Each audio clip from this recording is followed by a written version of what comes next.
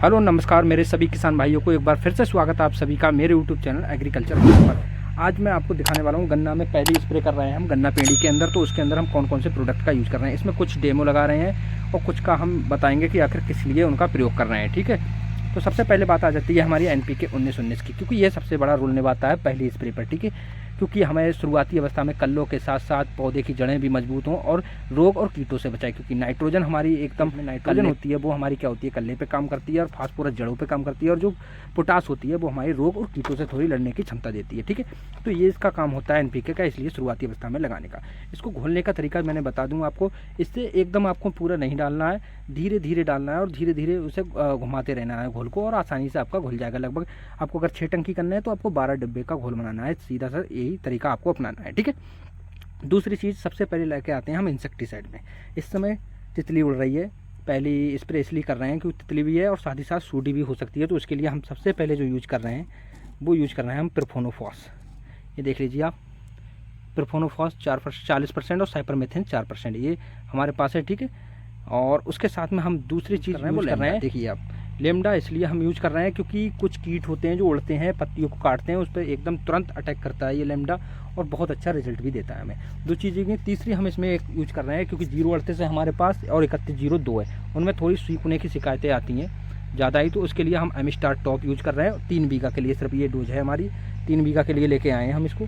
ठीक है, और ये हम पूरे खेत में लगा रहे हैं। ह्यूमिक इसके अंदर जो मैं आपको दिखा दूँ कौन कौन से हैं, देखो इसके अंदर आपको मिलेगा ह्यूमिक के साथ आपको कई प्रोडक्ट हैं, जैसे कि ह्यूमिक है, फ्लोविक एसिड है, अमीनो एसिड है, प्लांट न्यूट्रिएंट्स हैं, इसके अंदर मिनरल हैं, विटामिन हैं, ये सब चीज़ इसके अंदर उपलब्ध हैं।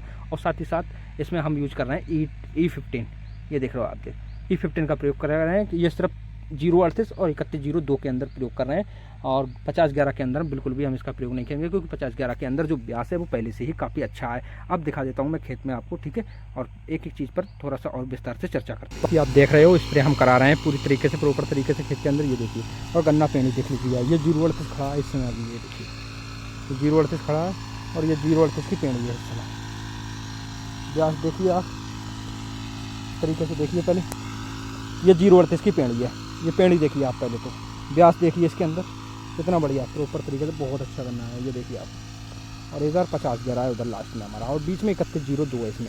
तो इसलिए हम प्रॉपर तरीके से तीनों का अलग अलग डोज की मात्रा बनाई है हमने, और अलग तरीके से कर रहे हैं हमने कि जिसको जिस चीज़ की रिक्वायरमेंट होती है, जिसमें शिकायत आती है उसी चीज़ की स्प्रे करें।